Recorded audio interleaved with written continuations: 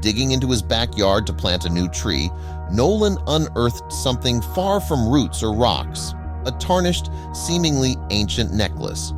Intrigued by the find, he took it to a local jeweler, expecting to hear it was just a piece of costume jewelry forgotten by time.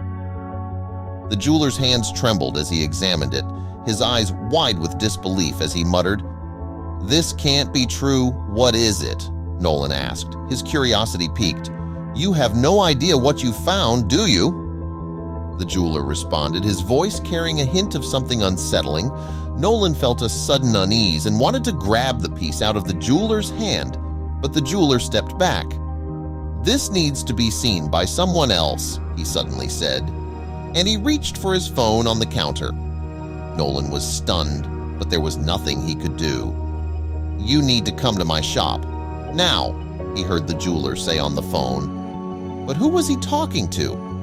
But why was this piece so important? Who did it belong to? And why was the jeweler so secretive about it? But before we start, smash the like button and make sure to subscribe if you haven't. And hit that notification bell so that you won't miss any new stories. Living in the city, Nolan wanted to make the most out of his small garden. That was why he began to plant fruit trees. He had already planted a pear tree and wanted to place an apple tree beside it when he suddenly hit something while digging a deep enough hole. It was a gold necklace with a bright red stone in the middle, and it looked like it could be worth a lot of money. He decided to go to a jeweler right away, as he couldn't wait any longer. If only he had looked up the necklace online first. He walked into the shop with a big smile on his face, ready to find out how rich he had actually become.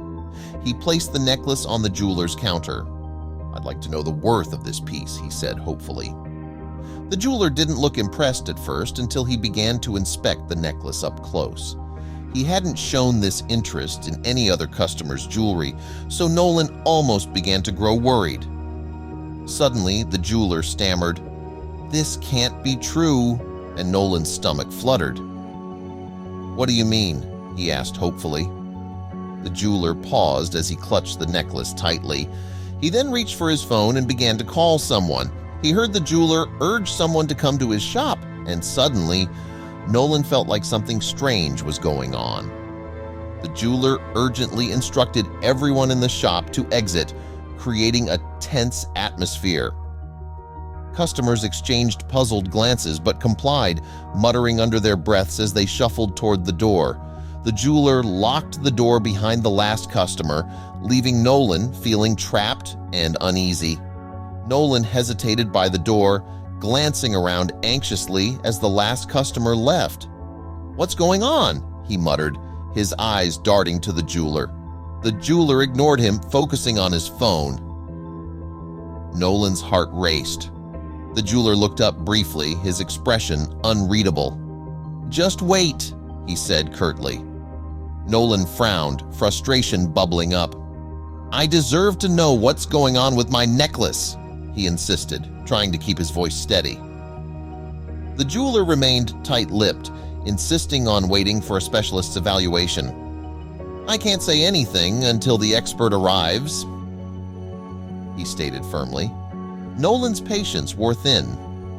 "You can't just leave me in the dark," he argued. The jeweler shook his head. "This piece is beyond anything I've ever seen. We need the specialist." Nolan sighed, feeling the weight of uncertainty. The minutes dragged by, each one increasing his anxiety. Concerned, Nolan quickly texted his friend Olaf about the suspicious situation at the shop. "Hey, something weird is going on here," he typed. "The jeweler won't tell me anything and kicked everyone out. Can you come over?" He hit send, hoping Olaf would understand the urgency. He felt a bit better reaching out. Moments later, his phone buzzed with a reply. Nolan sighed in relief, knowing Olaf would help him figure this out. Olaf replied promptly, promising to join Nolan so he wouldn't face the situation alone. "Hang tight, I'm on my way," the message read. Upon arrival, Olaf attempted to enter the shop, but the jeweler refused him entry. "I'm here to see my friend," Olaf said, pointing at Nolan through the glass. The jeweler shook his head. "No one else can come in," he said firmly. Olaf frowned, frustration evident on his face. "He's my friend. I need to be with him," Olaf insisted. The jeweler stood his ground, leaving Olaf outside. Suddenly, a man in sunglasses bypassed Olaf and entered, claiming to be the expected expert. "I'm here for the necklace," he said confidently, ignoring Olaf's protests. The jeweler seemed to recognize him immediately and nodded. "Yes, come in," the jeweler said, his tone respectful. "This is the specialist," the jeweler explained to Nolan, but his voice carried a note of finality. As Nolan started to dial 911 for help, the man swiftly snatched the phone from his hand. "What are you doing?" Nolan exclaimed, trying to grab it back. The man gave him a stern look. "No calls," he said flatly, pocketing the phone. Nolan's heart pounded. This was more than just about the necklace. He glanced at the jeweler, who looked surprisingly calm, almost as if he had expected this turn of events. Two burly men appeared, locking the doors and pulling a bewildered Olaf inside. "Hey, what's going on?" Olaf protested, struggling against their grip. Nolan's anxiety spiked as the men forced Olaf to stand beside him. "What do they want?" Olaf whispered, his eyes wide with fear. Nolan shook his head, feeling helpless. The man in sunglasses and the jeweler were huddled together, whispering urgently. Nolan's mind raced with possibilities, each more terrifying than the last. They were in deep trouble, and there was no easy way out. The man in sunglasses turned the piece over in his hands, his brow furrowed in concentration. The jeweler hovered nearby, waiting for the man's verdict. The man whispered about the necklace's significant implications to the jeweler. Nolan strained to hear, catching only fragments of their conversation. "Historical value, unique markings, dangerous," the man murmured. The jeweler nodded gravely, his face pale. Nolan's anxiety spiked.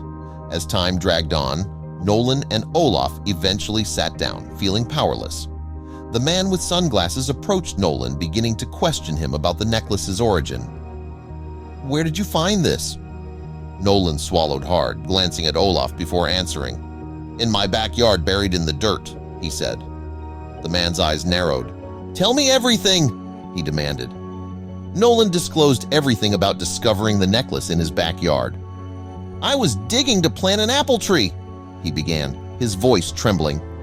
"I hit something hard, and when I dug it out, it was this necklace." The man listened intently, nodding occasionally. The mysterious men then demanded Nolan take them to his home to explore further. "We need to see where you found it." Reluctantly, Nolan agreed, realizing he had little choice in the matter. He stood up slowly, his legs feeling like lead. Nolan led the group to his backyard, where the man with sunglasses grabbed a shovel. The sun was setting, casting long shadows over the garden. "I can't believe this is happening," Nolan whispered. The man's movements were purposeful, as if he knew exactly what he was looking for. With a mix of dread and helplessness, Nolan watched as they started digging. Suddenly, the man stopped digging and started excavating more delicately with his hands. He brushed away the soil carefully, his movements precise and deliberate. "What's he found?" Olaf whispered. Nolan shook his head, his heart pounding with curiosity and fear. He unearthed a gold ring matching the necklace, stunning everyone, including Nolan. Nolan couldn't believe his small garden had hidden such a secret. Feeling a shift in the atmosphere, Nolan offered the men refreshments, trying to ease the tension.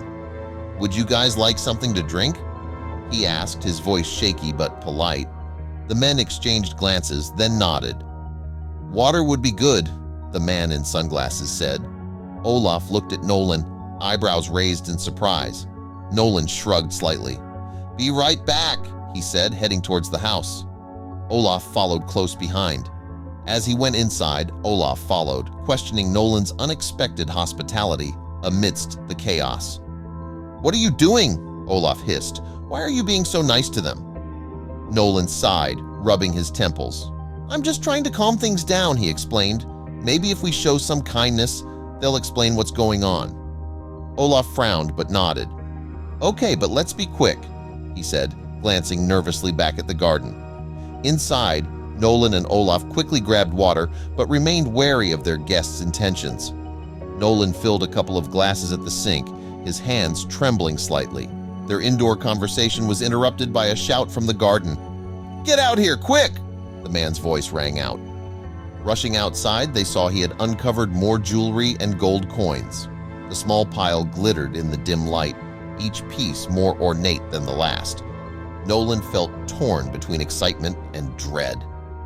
While his cherished garden was being destroyed, the allure of hidden treasures was irresistible. The men began marking areas for digging, their energy renewed. Nolan watched as his garden, once nurtured with care, was churned into a site of excavation. Each new discovery, golden bracelets, ancient coins, ornate brooches, added to the growing pile. The thrill was contagious, and even Nolan whispered his amazement to Olaf. After several hours of digging, Nolan approached the group. "So how does this work? What do I get?" he asked, trying to sound casual. The man in sunglasses exchanged a glance with the jeweler, who chuckled lightly before replying. "We need to discuss that."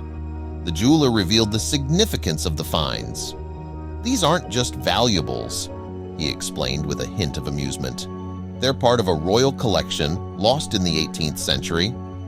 Nolan's excitement quickly gave way to confusion. "What does that mean?" he asked. "It means these are priceless artifacts with immense historical value," the jeweler replied.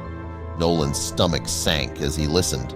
The items, he learned, were state property by law and had to be handed over to the government. "These treasures belong to the state," the jeweler said firmly. "So I get nothing?"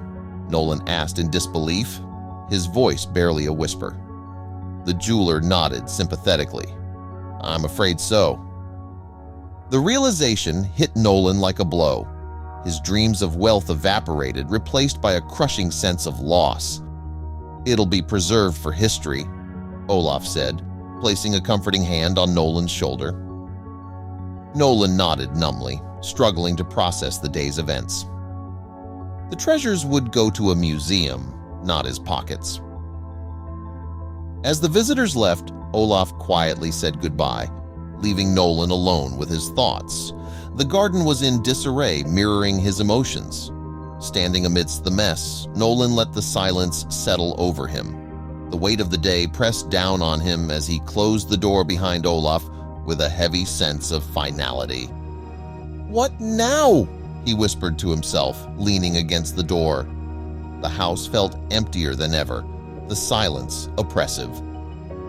Days later, Nolan received a modest sum from the treasure hunters to restore his garden. The check came in a plain envelope with a brief note of apology. "It's not much, but it's something," Nolan thought, staring at the amount. He sighed, feeling a mix of gratitude and sadness. Though it wouldn't revive his lost dreams, it was a small step toward healing.